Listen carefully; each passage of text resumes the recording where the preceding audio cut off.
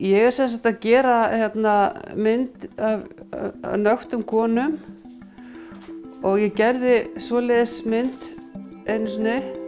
árið 2000 held ég og þá voru þær allar hvítar og svo finnst mér einhvern veginn svo asnalegt að því að það búið að breyta svo mikið í samfélaginu og þetta heitir sko Icelandic Nudes þannig að mér fannst vant að ég bara gerði og svo myndi líka, hún úti sko, hún hefur aldrei verið sýnd á Íslandi þannig að mér finnst allt í lagi að gera þetta bara nýja mynd og það er líka nýju tímar, nú erum við alls konar.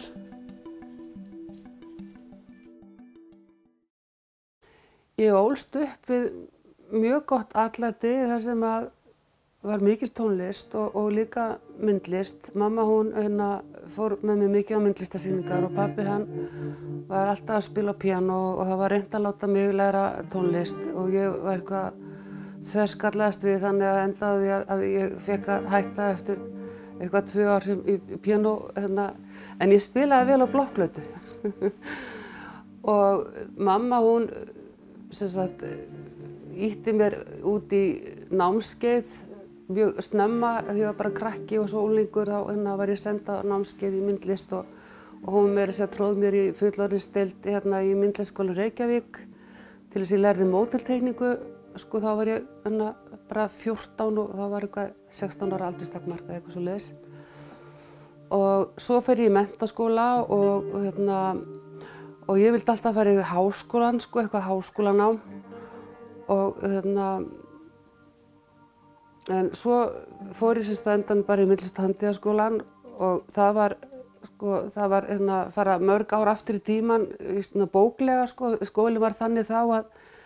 krakkarnir sem voru ekki með stúdentspróf þau voru að læra það sem við höfum verið að læra í landsprófi sko í ensku og svona þetta var þannig að skólinn var mjög auðveldur og svo voru kennararnir bara frábærir í forskólanum og maður gerði bara það sem var svona sagt við manna verkefni sem maður leysti bara verkefnin og þetta var bara allt mjög fínt og ósköp þægilegt og svo fór ég í nýlistadeildina og þá var þetta ekki þægilegt lengur einhvern veginn og þá fyrst áttaði mig á því hvað þetta sko flókin heimur og hvað þetta margslungi hvernig myndlist getur verið sko hún svo mikið allavega en það var hann var svo gamaldags sko hinar deildirnar voru einhvern veginn þannig að það var ekki svo ferski straumar sem komu sko svo mikið nema í gegnum þessa nýlistadeild. Eftir nýlistadeildina þá fer ég til New York með manninu mínum, hann var kominn áður, Jón Óskar og hann var í School of Visual Arts og ég fór þangað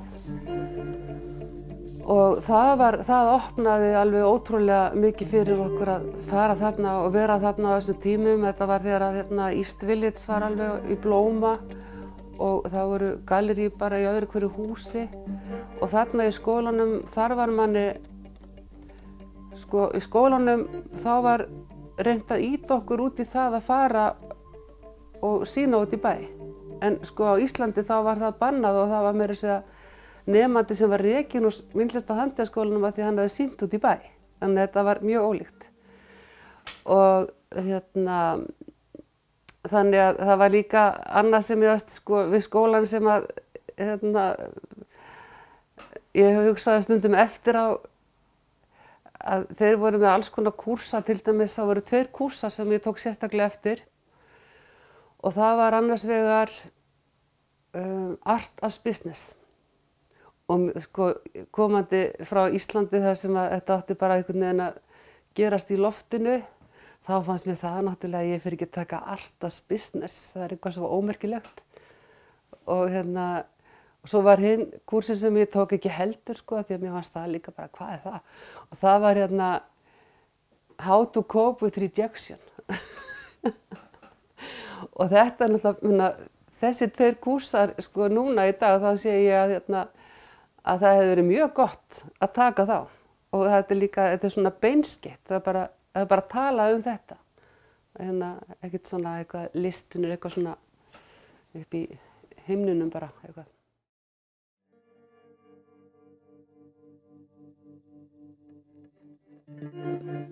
Þegar ég kem í skólan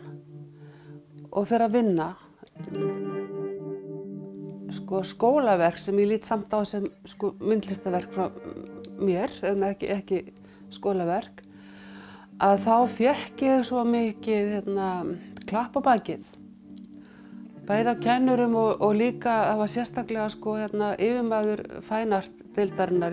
í skólanum. Og hún alveg svoleiðis hrósaði mér hástert og lét mig stíga með einkasýningu niðri í Soho í gallerí sem að skólinn rak.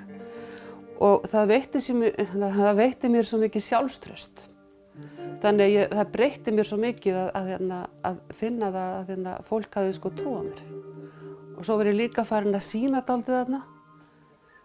Náttúrulega með því að labba á milli gallería og með þetta portfóljó sem það var það sem okkur var kennt þarna í skólanum að ganga á milli. Og það var alltaf kannski, það var kannski, ég gerði ekkert voða mikið af því en allavega þá gekk það svona eitthvað hjá mér. Og þá var maður á þessum sýningum, ég líti yfir hópinn sem að ég var kannski á stóri 40 manna samsýningu, fullt af þekktum nöfnum sem eru þar, sem að voru þá óþekkt. Þannig ég kom með,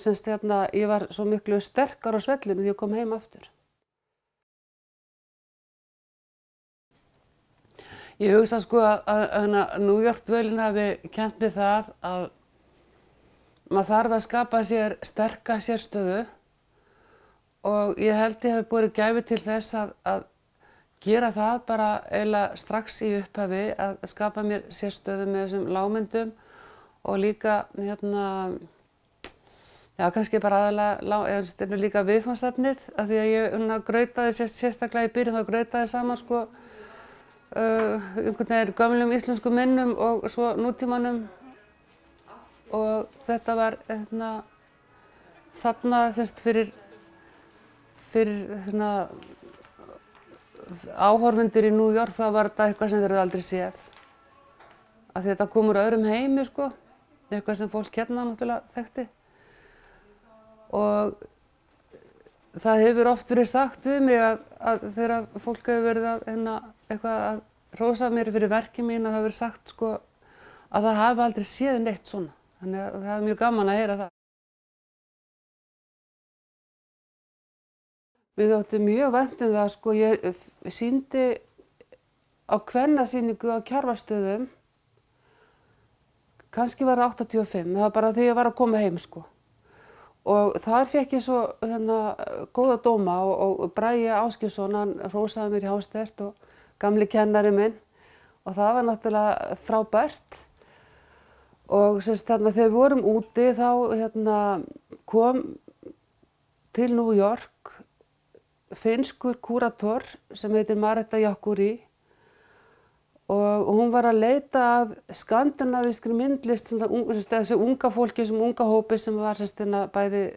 Íslendingarnir og líka bara skandinavarnir. Leita að myndlistamönnum til þess að sýna svona stóra samsýningu á Norðurlöndunum og hún kynntist Íslendingunum og þá ákvað hann bara að vera með sýningu eingöngu með Íslendingum.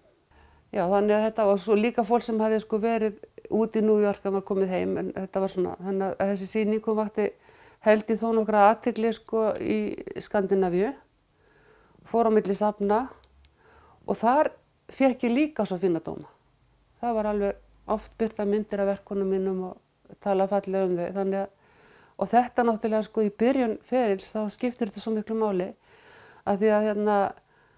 það er alveg nóg mótlætið, þannig að það er svo gott einhvern veginn, já, ég gat þetta þarna, ég get þetta alveg áfram bara. Þessi mynd verður á sýningunni, hún kemur texti hérna yfir og það sem ég var að gera, það sem ég er að gera hérna, þá er ég að búa til svona aðstæður sem eru, mér finnst þetta að vera voða fallegar aðstæður, en þetta er eitthvað skrítið líka vegna þess að þetta er óveðuský og stjörnubjartur himinn, kvöldsól hérna og svo kemur hérna sko dalalæða hérna sem ég er svona að vinna í henni og svo hérna út á brúnunum ætla ég að setja, ég er aðeins búin að gera smá hérna, það verða hérna hrævareldur, þannig að þetta er sem sagt hrævareldur, óveðuský, stjörnubjartur himinn og dalalæða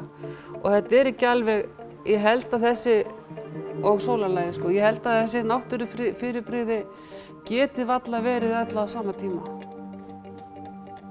Það er samt möguleiki, er það ekki?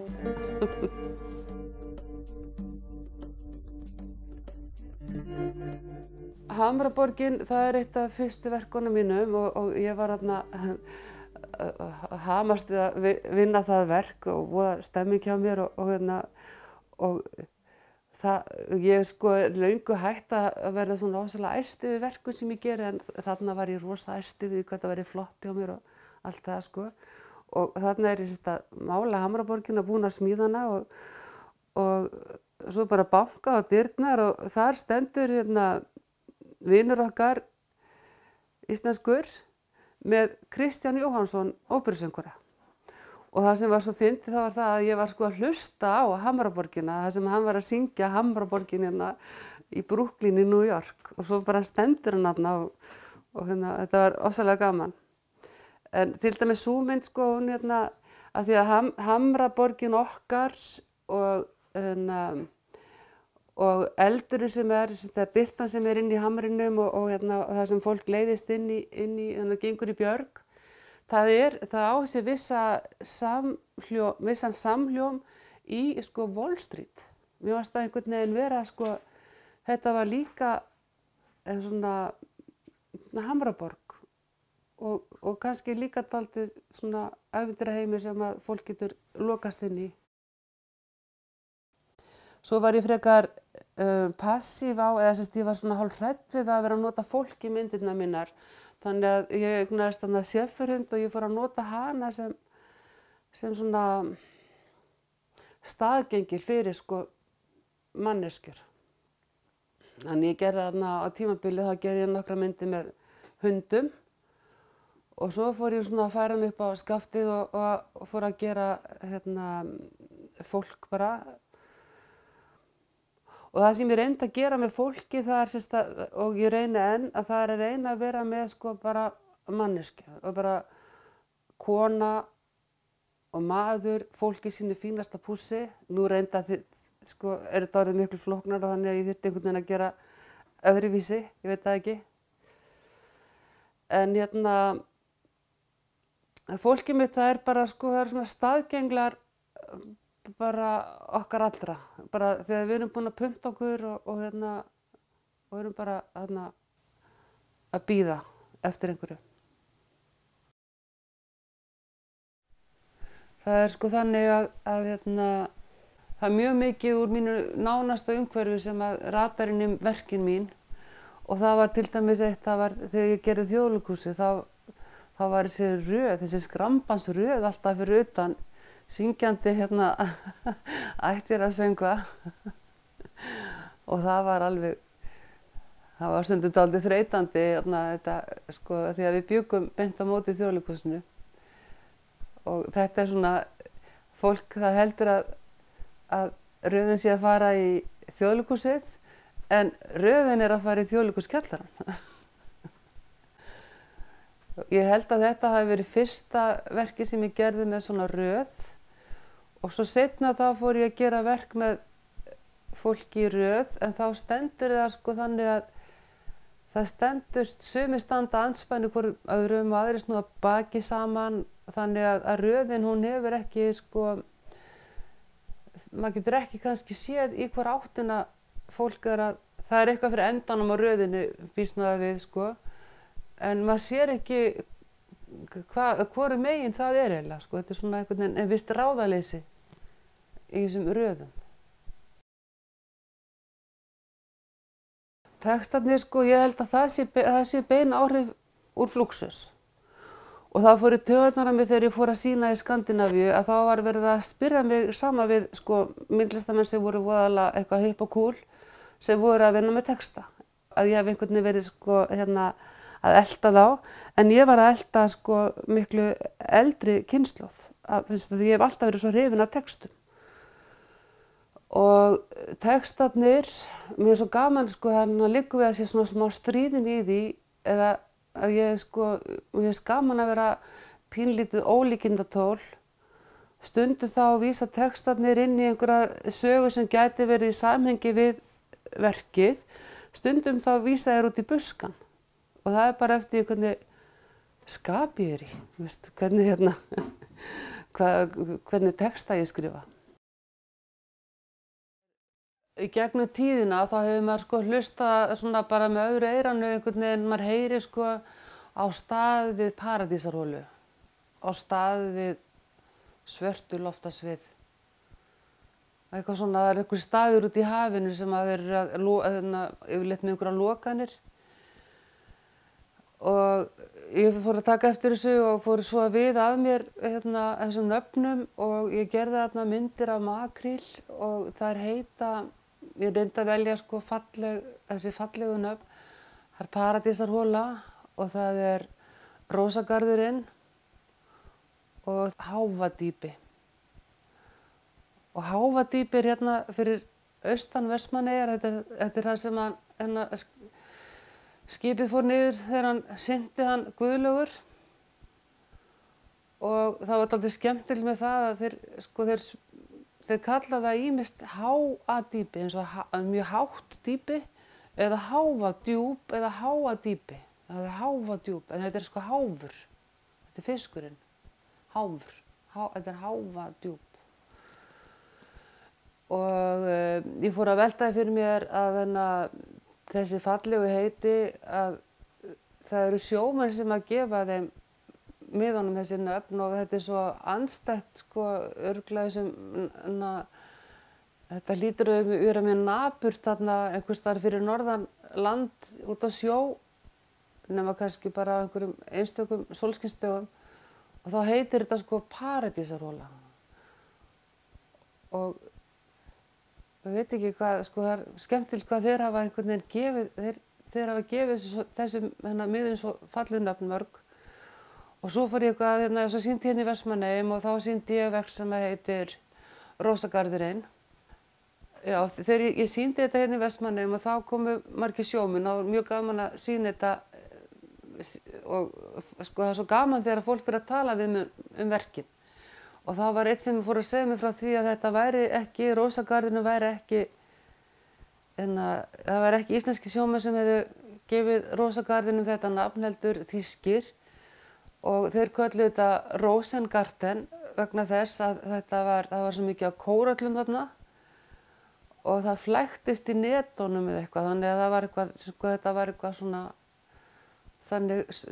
þannig botn. Og svo voru Íslendingar ekkert að sækja þarna á þessi mið að þau eru sko fyrir suðaustanland og svo djúpt suður að þeir voru ekki með báta eða eitthvað til þess að fara svona langt. En Þjóðverjar voru einhvern veginn búnir að finna þetta og það var, sko sagan segir að það hafi verið eitthvað fyllir í Hamborg og það hafi íslensku skipstjóri hitt einhvern á skralli, einhvern þýskan skipstjóra sem að fór að segja honum frá þessu öllu og segja honum sko hvar hann ætti að veiða og hann þekkti Rosengarten, þannig að þessi þýski sko. Og þá fóru Íslendingar að veiða þarna, en ég veit ekki hvort að þetta er satt, það er alltaf leið. Skemmtileg saga.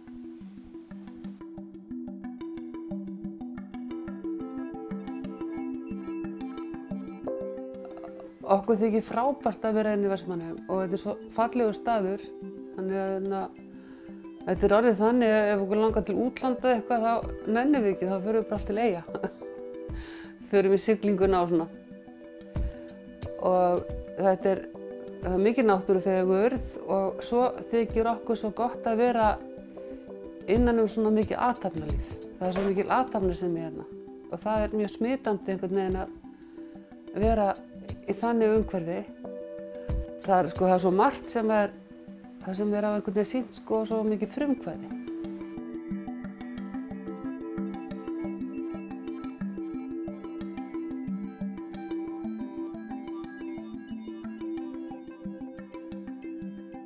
Ísland svo lítið og myndlistarheimurinn er náttúrulega bara í hlutfalli við mannfjöldan hérna, þannig að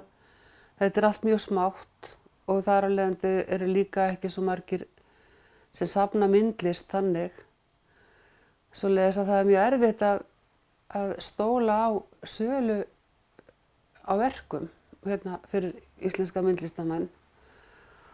og þeir eru flestir að vinna eitthvað annað. Og við vorum hérna, ég var að vinna á auglýsingastofum og Jónuska var að vinna í layouti á blöðunum og svona eitthvað og dálítið tætislegt og okkur alltaf fundist mjög gott að vera eigin herrar. Þannig að hérna einn daginn hérna á Hverfisgötunni þá gerist það leiðinda atvik að það var brotist inn hjá Gullsmiðnum í kjallaranum hjá okkur og það var allt eyðilagt inni hjá honum og hann hætti. Og þá allt í einu losnaði húsnæðið og svo höfðum við verið að tala það svona af og til að það var nú gaman að vera með lítið veitingahús og sáum þetta fyrir okkur eitthvað voða rólegt og huggulegt og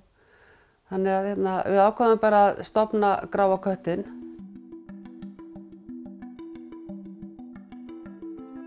Já, og það hefur náttúrulega verið mjög fínt að vera svona sinn eigin herra en þá líka ef maður mjög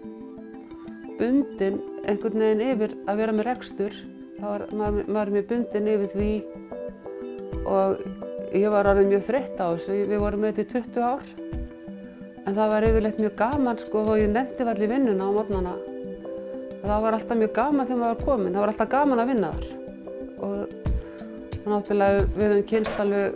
fullt af frábæru ungu fólki sem hefur unnið hjá okkur og fylgjumst svona með því. Þannig að hérna, og gestirnir líka, þeir voru svo skemmtilegir. Þannig að það er svona, þannig að þetta var allt mjög skemmtilegt en bara alveg hrikaleg vinna.